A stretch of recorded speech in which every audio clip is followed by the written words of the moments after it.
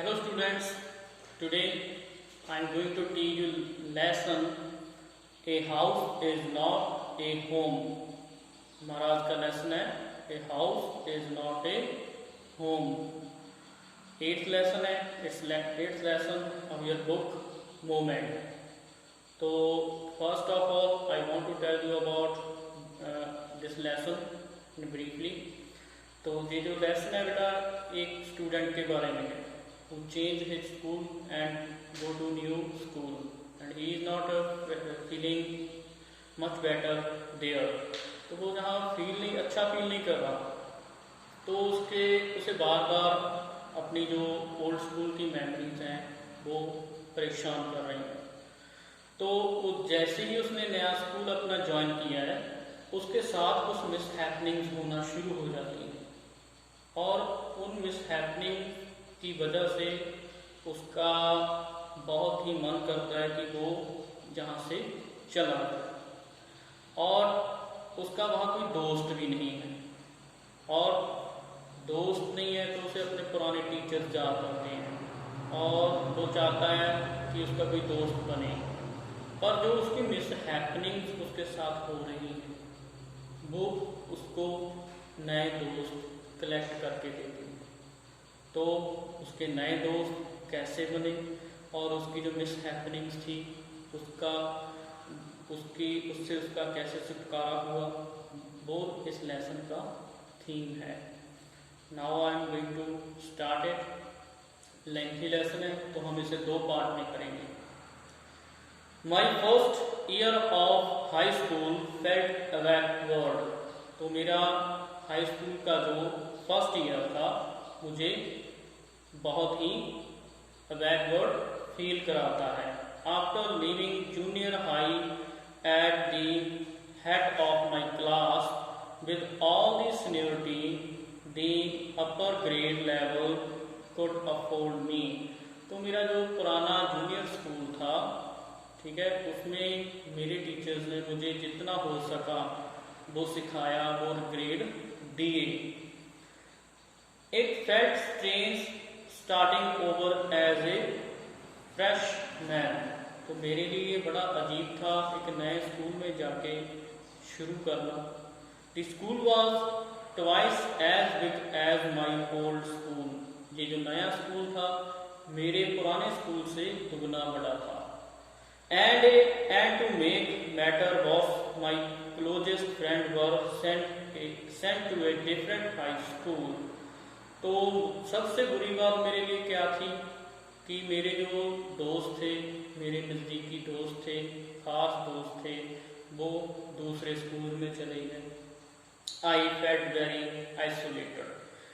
मैं बड़ा ही अकेलापन महसूस कर रहा था, अकेला महसूस कर रहा था। आइसोलेटेड फील, अपने आप को अकेला महसूस करना। I miss my old teachers so much that I would go back and visit them. तो मैं अपने पुराने टीचर को बहुत ज़्यादा मिस करता था और चाहता था कि मैं वापस उनके पास जाऊं। They would encourage me to get involved in school activities so that I could meet new people.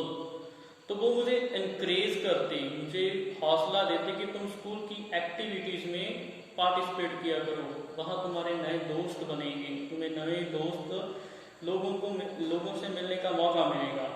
They told me that in time I would adjust and probably end up loving my school more than I had my old one. तो उन्होंने मुझे बोला कि अगर तुम ऐसे adjust करोगे तो तुम्हें नया स्कूल अपने पुराने स्कूल की तरह ही लगने लगेगा, तुम उतना ही प्यार अपने नए स्कूल को करने लगोगे जितना तुम पुराने को कर रहे हो। They made me promise that when that happened, I would still come by and visit them from time to time. उन्होंने मुझे प्रॉमिस किया कि अगर तुम्हारे साथ ऐसा ना हुआ तो तुम जहाँ स्कूल में कभी टाइम टू टाइम आ जाया करो, हमें मिलने आ जाया करो। I understand the psychology in what they were saying. मैं समझ गया था कि वो मुझे ऐसा क्यों बोल रहे हैं, किस मानसिकता के साथ कह रहे हैं। What I took some comfort in it, nonetheless। तो मुझे इसमें इससे कुछ, ठीक है, जो आराम मिला। One Sunday afternoon, not long after I had started high school, एक संडे की दोपहर, अभी मैंने ज़्यादा टाइम नहीं हुआ था मेरे नए स्कूल को शुरू किए हुए। I was sitting at home at our dining room table doing homework। तो मैं डाइनिंग रूम में बैठा हुआ अपना काम कर रहा था। It was a cold and windy fall day। ये बहुत ही ठंडा दिन था। And we had a fire going in our fireplace। तो हमने आग जला रखी थी अपने fireplace में, चूल्हे में। As usual, my red tabby cat was laying top of all my papers, purring loudly and occasionally swatting at my pen for entertainment's sake। तो मेरी जो रेड कैट थी वो मेरे पेपर्स पे बैठी थी, कभी कभी तो मेरे पेन के ऊपर झपकती थी। और वो ऐसा क्यों कर रही थी? मनोरंजन के लिए। She was never far from me। वो मेरे से ज्यादा दूर नहीं थी। I had accused her when she was a kitten। तो मैंने उसे एक बार बचाया था जब वो छोटी बिल्ली की बच्ची थी। And somehow she knew that I was one responsible for giving her the good life। वो जानती थी कि मैं ही हूँ जिसने उसे एक रिस्पॉन्सिबल लाइफ, अच्छी लाइफ, जिंदगी दी है। My mother kept stoking the fire to keep the house nice and warm। तो मेरी माँ घर का जो चूल्हा था उसे लगातार जलता हुआ रख रही थी। Suddenly I smelled something strange। अचानक मुझे अजीब सी स्मेल आने लगी। And then I noticed, तब मैंने नोटिस किया, smoke pouring in through the seams of ceiling। छत से धुआं निकल रहा है, छत से धुआं आ रहा है। The smoke began to fill the room so quickly that we could barely see। Room में धुआं इतना ज्यादा भर गया कि हमें कुछ भी दिखाई नहीं दे रहा था। Dropping our way to the front door, we all run out into the front yard। तो हम अपने रास्ता बनाते हुए फ्रंट डोर की तरफ चल पड़े, उससे बाहर निकल गए यार्ड में। By the time we made our way outside, the whole roof was engulfed in the flames and it was spreading quickly। तो जब हम बाहर जाके हमने देखा, बाहर से पूरी छत जो लपटों में थी, आग की लपटों में आ चुकी थी और बड़ी तेजी से आगे बढ़ रही थी। I ran to neighbors to call the fire department। मैं दौड़ के पड़ोस के घर में गया और फायर डिपार्टमेंट को फोन करने को बोला।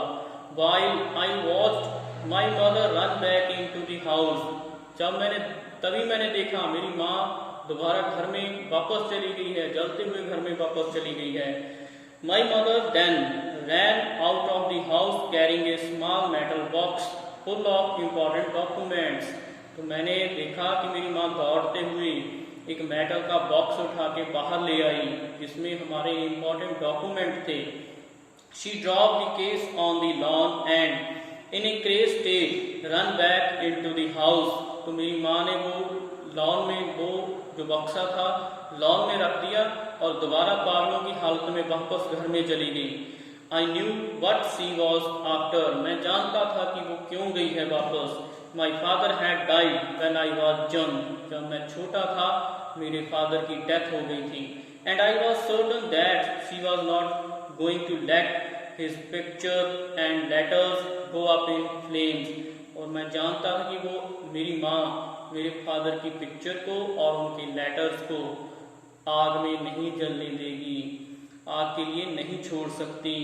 They were the only things that she had to remember him by। यही तो वो चीजें थी जिनसे उन्होंने मेरे फादर को याद रखा हुआ था। Still I screamed at her, Mom, no। मैं चिल्लाया, नहीं माँ। I was about to run after her when I felt a large hand hold me back। तो मैं दौड़ने ही वाला था तो एक पीछे से मुझे किसी ने पकड़ लिया। इट वॉज ए फायरमैन, वो फायरमैन था। I had not even notice that the street had already filled with the fire trucks. मैंने ये नोट ही नहीं किया कि जो स्ट्रीट थी, वो गली थी, वो फायर ट्रक से भर चुकी थी। I was trying to free myself from his grasps yelling, तो मैं उसकी पकड़ से अपने आप को छुड़ाने की कोशिश कर रहा था। You don't understand, my mother is in there, तुम नहीं समझते, मेरी माँ अंदर है। He hold on to me while other fire fighters run in to the house. उसने मुझे पकड़ के रखा, तभी बाकी के जो फायर फाइटर थे वो घर के अंदर चले गए। He knew that I was not acting very logically and that if he were to let go, I would run. He was right. तो वो जानता था कि मैं कोई समझदारी का काम नहीं कर रहा। अगर उसने मुझे छोड़ दिया तो मैं दौड़ जाऊंगा, और वो बिल्कुल सही था। It's all right, they all get her, he said. तो उसने कहा सब कुछ ठीक है, वो उसे वापस ले आएंगे, बाहर ले आएंगे। He wrapped a blanket around me and sat me down in car. तो उन्होंने मेरे पे कंबल लपेट दिया और मुझे वापस कार में बिठा दिया। Soon after that, the fire emerged for our house with my mom in tow. तो फायरमैन थे, वो हमारे घर के अंदर थे, मेरी मॉम भी घर के अंदर थी। He quickly took her over to the truck and put the oxygen masks on her. तो वो बड़ी जल्दी से उसे बाहर ले आए ट्रक के पास और उसको ऑक्सीजन मास्क पहना दिया। I ran over and hugged her. मैं दौड़ के उनके पास गया, अपनी माँ के पास गया और उन्हें हग किया, अपनी बाहों में ले लिया। All those time I ever argued with her and hated her vanished at the thought of losing her. तो मैं इस समय, ठीक है, I ever argued with her, कि मैं उससे कोई आर्गूमेंट करता, मुझे नफरत होने लगी थी इस थॉट से कि मैं उन्हें खो दूंगा। She is going to be okay, said the fireman. Fireman ने कहा कि वो ठीक हो जाएंगी। She just inhaled a little smoke. उनके अंदर थोड़ा धुआं चला गया है। And then run back to fight the fire while my mother and I sat there dazed. तो फायरमैन थे, वो घर के अंदर आग बुझाते हुए दौड़ रहे थे और मैं और मेरी माँ बैठे उन्हें देख रहे थे। I remember watching my house burn down and thinking that there was nothing I could do about it. हमारा घर जल चुका था और हम बैठे सिर्फ देख सकते थे और सोच सकते थे। 5 hours later the fire was finally out. 5 घंटे बाद आग बुझ गई। Our house was almost completely burned down. हमारा घर पूरी तरह जल चुका था। But then it struck me. तभी मुझे ख्याल आया, I had not seen my cat. कि मेरी कैट मेरे पास नहीं है। Where was my cat? कहाँ है मेरी बिल्ली? Much to my horror. इससे मेरा डर और भी बढ़ गया। I realized that she was nowhere to be found. कि वो अब मुझे नहीं मिलेगी। Then all at once it hit me. तभी मुझे याद आया, the new school, the fire, my cat. मुझे याद आने लगा मेरा नया स्कूल, आग और मेरी बिल्ली। I broke down in tears and cried. तो मैं रोने लगा, चीखने लगा। I was suffering loss big time. मैं बड़ी देर से बड़े नुकसान झेल रहा था। The fireman would not let us go back into the house that night. Firemen ने हमें उस रात हमारे घर वापस नहीं जाने दिया। It was still too dangerous, क्योंकि अभी भी खतरा था। Dead or alive, I could not imagine living without knowing about my cat. जिंदा या मुर्दा, मैं अपनी बिल्ली के बिना रहने की सोच नहीं सकता था। Regardless, I had to go, पर मुझे जाना पड़ा। We piled into the car with just the clothes on our back and few of fireman's blankets and made our way to my grandparents' house to spend the night. तो हमारे जो कपड़े पहने हुए थे, जहाँ जो हमें फायरमैन से ब्लैंकेट्स दिए थे, उनके साथ हम अपने ग्रैंड पेरेंट्स के घर चले गए, जहाँ हमने रात बिताई। ओके स्टूडेंट्स, टिल देन बाकी हम नेक्स्ट लेक्चर में करेंगे। Thank you.